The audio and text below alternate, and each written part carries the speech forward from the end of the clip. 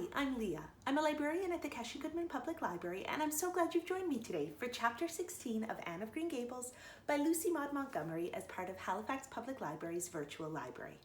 Now, when we left off last time, Anne had gone to school where her and Gilbert had gotten into a bit of a fight. He had called her carrots, she had smashed her slate over his head, and she's decided she's no longer going to school. So let's see what happens next in Chapter 16, Diana is invited to tea with tragic results.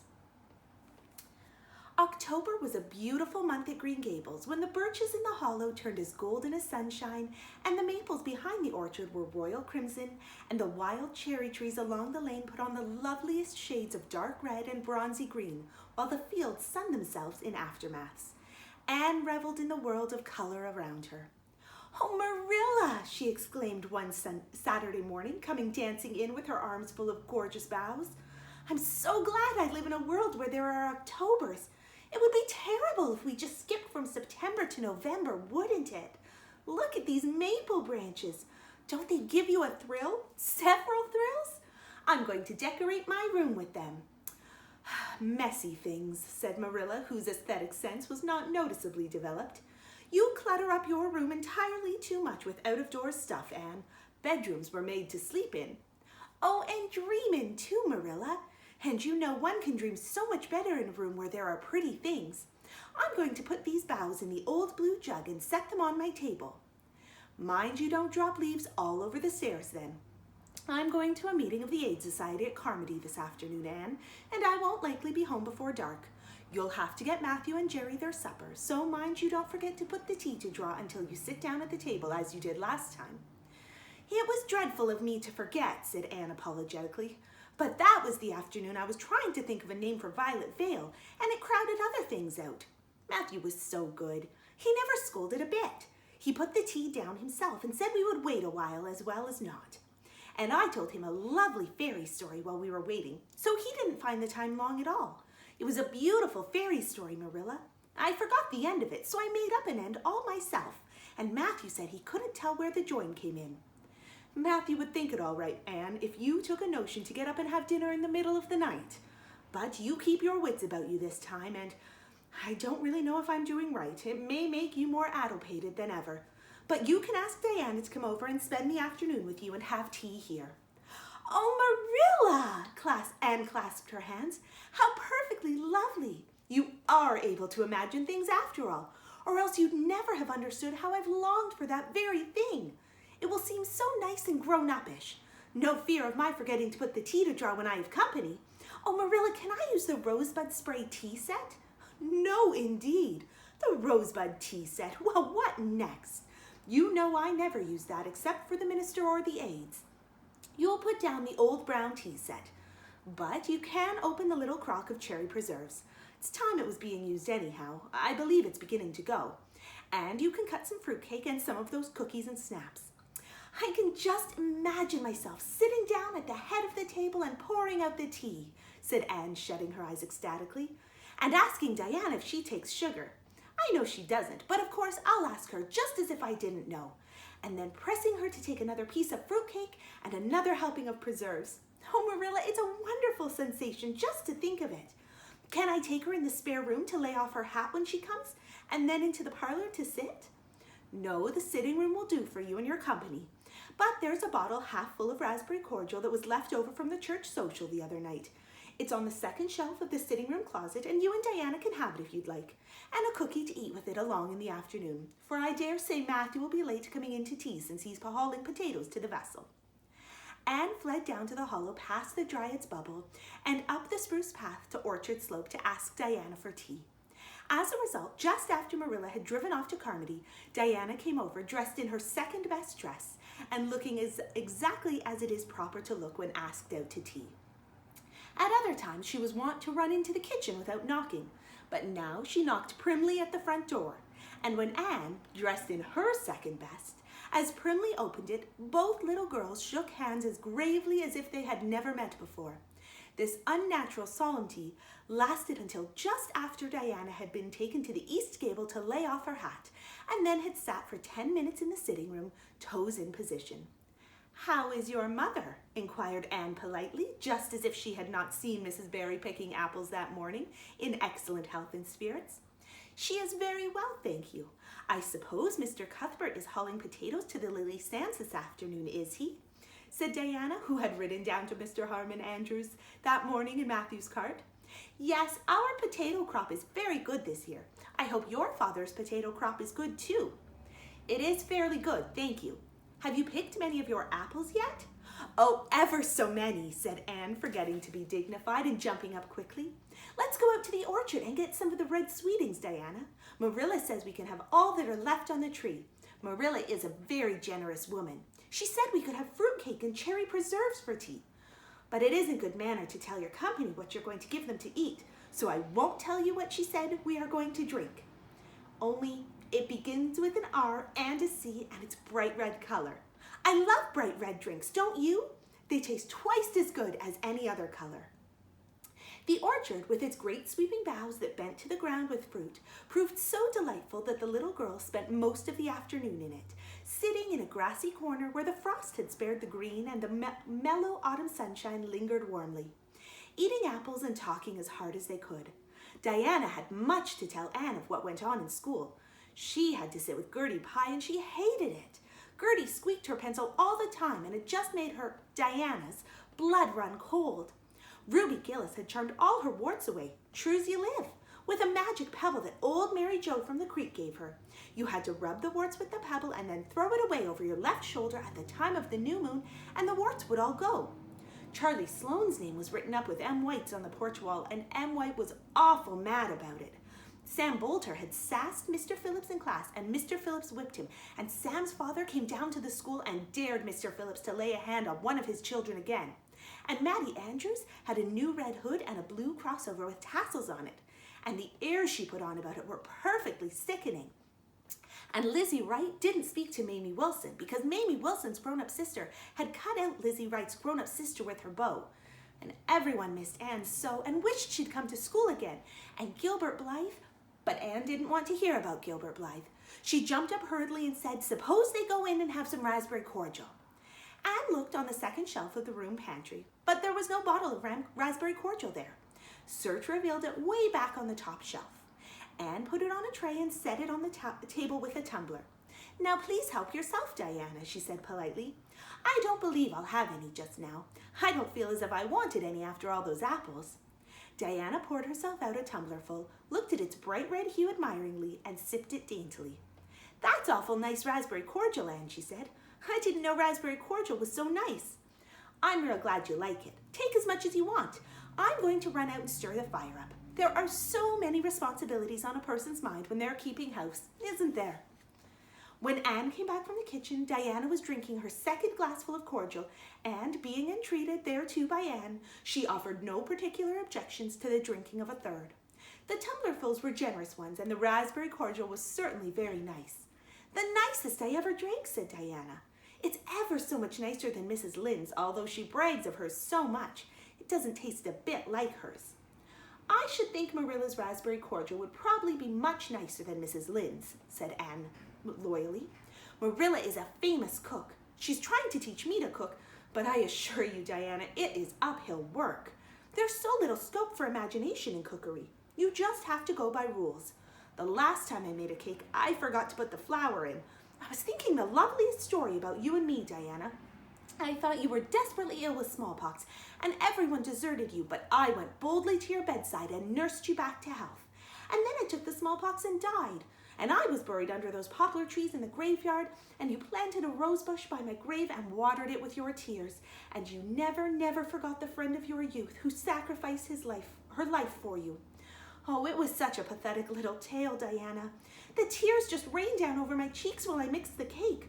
But I forgot the flour, and the cake was a dismal failure. Flour is essential to cakes, you know.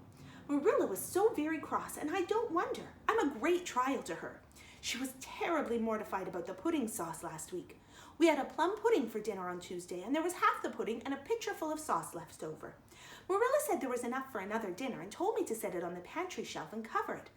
I meant to cover it just as much as could be, Diana, but when I carried it in, I was imagining I was a nun. Of course, I'm a Protestant, but I imagined I was a Catholic. Taking the veil to bury a broken heart in cloistered seclusion, and I forgot all about covering the pudding sauce. I thought of it next morning and ran to the pantry. Diana, fancy, if you can, my extreme horror at finding a mouse drowned in that pudding sauce. I lifted the tail out with a spoon and I threw it out in the yard, and then I washed the spoon in 3 waters. Marilla was out milking, and I fully intended to ask her when she came in if I'd give the sauce to the pigs, but when she did come in, I was imagining that I was a frost fairy going through the woods, turning the trees red and yellow, whichever they wanted to be. So I never thought about the pudding sauce again, and Marilla sent me out to pick apples. Well, Mr. and Mrs. Chester Ross from Spencervale came here that morning. You know they are very stylish people, especially Mrs. Chester Ross. When Marilla called me in, dinner was all ready and everybody was at the table. I tried to be as polite and dignified as I could be, for I wanted Mrs. Chester Ross to think I was a ladylike little girl, even if I wasn't pretty. Everything went right until I saw Marilla coming with the plum pudding in one hand and the pitcher of sauce warmed up in the other. Diana, that was a terrible moment. I remembered everything, and I just stood up in my place and I shrieked out, "Marilla, you mustn't use the pudding sauce. There was a mouse drowned in it. I forgot to tell you before." Oh, Diana, I shall never forget that awful moment if I live to be 100. Mrs. Chester Ross just looked at me, and I thought I would sink through the floor with mortification. She is such a perfect housekeeper, and fancy what she must have thought of us. Marilla turned red as fire, and she never said a word then. She just carried that sauce and pudding out and brought in some strawberry preserves. She even offered me some, but I couldn't swallow a mouthful. It was like heaping coals of fire on my head.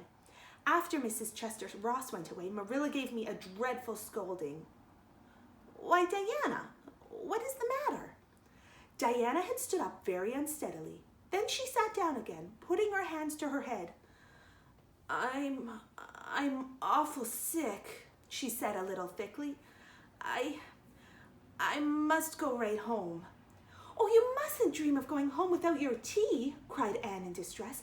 "I'll get it right off. I'll go and put the tea down this very minute." "I must go home," repeated Diana stupidly but determinedly. "Let me get you a lunch anyhow," implored Anne. "Let me get you a bit of fruitcake and some of the cherry preserves. Lie down on the sofa for a little while and you'll feel better. Where do you feel bad?" I must go home," said Diana, and that was all she would say. In vain Anne pleaded. "I never heard of company going home without tea," she mourned. "Oh, Diana, do you suppose that it's possible that you're really taking the smallpox? If you are, I'll go and nurse you. You can depend on that. I'll never forsake you. But I do wish you'd stay till after tea. Where do you feel bad?" "I'm awful dizzy," said Diana, and indeed she walked very dizzily.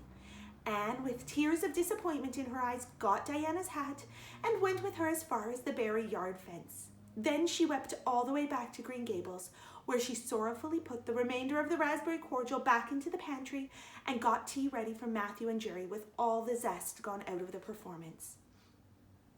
The next day was Sunday, and as the rain poured down in torrents from dawn till dusk, Anne did not stir abroad from Green Gables. Monday afternoon, Marilla sent her down to Mrs. Lynde's on an errand. In a very short space of time, Anne came flying back up the lane with tears rolling down her cheeks. Into the kitchen she dashed and flung herself face downwards on the sofa in an agony. "Whatever has gone wrong now, Anne?" queried Marilla in doubt and dismay. "I do hope you haven't gone and been saucy to Mrs. Lynde again." No answer from Anne, save more tears and stormier sobs. "Anne Shirley, when I ask you a question, I want to be answered. Sit up right this very minute and tell me what you are crying about." Anne sat up, tragedy personified. "Mrs. Lynde was up to see Mrs. Barry today, and Mrs. Barry was in an awful state," she wailed. "She says that I set Diana drunk Saturday and sent her home in a disgraceful condition. And she says I must be thoroughly bad and a wicked little girl, and she's never going to let Diana play with me again. Oh, Marilla, I'm just overcome with woe." Marilla sat in blank amazement. "Set Diana drunk?" she said when she found her voice. "Anne, are you or Mrs. Barry crazy? What on earth did you give her? Not a thing but raspberry cordial, sobbed Anne. I never thought raspberry cordial would set people drunk, Marilla. Not even if they drank 3 big tumblerfuls, as Diana did. Oh, it sounds so like Mrs. Thomas's husband, but I didn't mean to set her drunk. Drunk fiddlesticks, said Marilla, marching to the sitting room pantry. There on the shelf was a bottle which she at once recognized as one containing some of her 3-year-old homemade currant wine, for which she was celebrated in Avonlea, although certain of the stricter sort, Mrs. Barry among them, disapproved strongly of it. And at the same time Marilla recollected that she had put the bottle of raspberry cordial down in the cellar instead of in the pantry as she had told Anne. She went back to the kitchen with the wine bottle in her hand. Her face was twitching in spite of herself. Anne, you certainly have a genius for getting into trouble. You went and gave Diana currant wine instead of raspberry cordial. Don't you know the difference yourself? I never tasted it, said Anne. I thought it was the cordial. I meant to be so hospitable. Diana got awfully sick and had to go home. Mrs. Barry told Mrs. Lynde she was simply dead drunk. She just laughed silly like when her mother asked her what was the matter and went to sleep and slept for hours. Her mother smelled her breath and knew she was drunk. She had a fearful headache all day yesterday. Mrs. Barry is so indignant. She will never believe but what I did it on purpose. I should think she would be better punish Diana for being so greedy as to drink 3 glassfuls of anything, said Marilla shortly. Why, 3 of those big glasses would have made her sick even if it had only been cordial. Well, this story will be a nice handle for those folks who are so down on me for making currant wine, although I haven't made any for 3 years ever since I found out that the minister didn't approve. I just kept that bottle for sickness. There, child, don't cry. I can't see as you were to blame, although I'm sorry it happened so. I must cry, said Anne. My heart is broken. The stars in their courses fight against me, Marilla. Diana and I are parted forever. Oh, Marilla, I little dreamed of this when first we swore our vows of friendship. Don't be foolish, Anne. Mrs. Barry will think better of it when she finds out you're really not to blame. I suppose she thinks you've done it for a silly joke or something of that sort. You'd best go up this evening and tell her how it was. My courage fails me at the thought of facing Diana's injured mother, sighed Anne. I wish you'd go, Marilla. You're so much more dignified than me. Likely she'd listen to you quicker than to me. Well, I will, said Marilla, reflecting that it would probably be the wiser course. Don't cry any more, Anne. It will be all right. Marilla had changed her mind about its being all right by the time she got back from the orchard slope. Anne was waiting for her coming and flew to the porch door to meet her. Oh, Marilla, I know by your face that it's been no use, she said sorrowfully. Mrs. Barry won't forgive me? Mrs. Barry, indeed, snapped Marilla. Of all the unreasonable women I ever saw, she's the worst. I told her it was all a mistake and you weren't to blame, but she just simply didn't believe me, and she rubbed it well in about my currant wine and how I'd always said it couldn't have the least effect on anybody.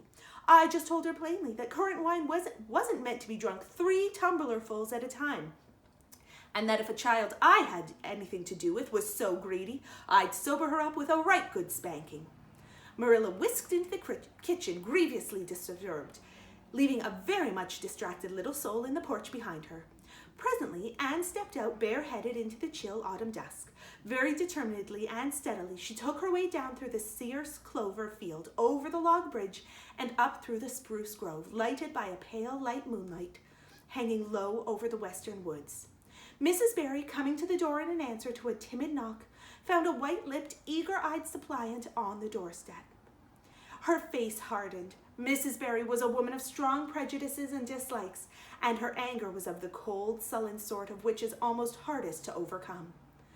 To do her justice, she really believed Anne had made Diana drunk, out of sheer malice prepense, and she was honestly anxious to preserve her little daughter from the contamination of further intimacy with such a child. What do you want? She said stiffly.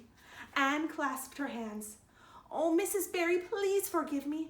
I did not mean to intoxicate Diana. How could I? Just imagine if you were a poor little orphan girl that kind people had adopted and you had just one bosom friend in all the world. Do you think you would intoxicate her on purpose? I thought it was only raspberry cordial. I was firmly convinced it was raspberry cordial. Oh, please don't say you won't let Diana play with me anymore. If you do, you will cover my life with a dark cloud of woe." This speech, which would have softened good Mrs. Lynde's heart in a twinkling, had no effect on Mrs. Barry except to irritate her still more.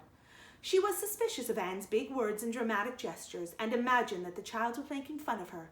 So she said coldly and cruelly, "I don't think you are a fit little girl for a Diana to associate with. You'd better go home and behave yourself." Anne's lip quivered. "Won't you let me see Diana just once to say farewell?" she implored. "Diana has gone over to Carmody with her father," said Mrs. Barry, going in and shutting the door. Anne went back to Green Gables calm with despair. "My last hope is gone," she told Marilla. "I went up and saw Mrs. Barry myself, and she treated me very insultingly. Marilla, I do not think she is a well-bred woman. There is nothing more to do except to pray, and I haven't much hope that'll do much good, because, Marilla, I do not believe that God himself can do very much with such an obstinate person as Mrs. Barry." "Anne, you shouldn't say such things," rebuked Marilla, striving to overcome that unholy tendency to laughter, which she was dismayed to find growing upon her. And indeed, when she told the whole story to Matthew that night, she did laugh heartily over Anne's tribulations. But when she slipped into the east gable before going to bed and found that Anne had cried herself to sleep, an unaccustomed softness crept into her face. "Poor little soul," she murmured, lifting a loose curl of hair from the child's tear-stained face. Then she bent down and kissed the flushed cheek on the pillow. Thank you so much for joining me today, and I hope you'll be back next time when we read Chapter 17 of Anne of Green Gables.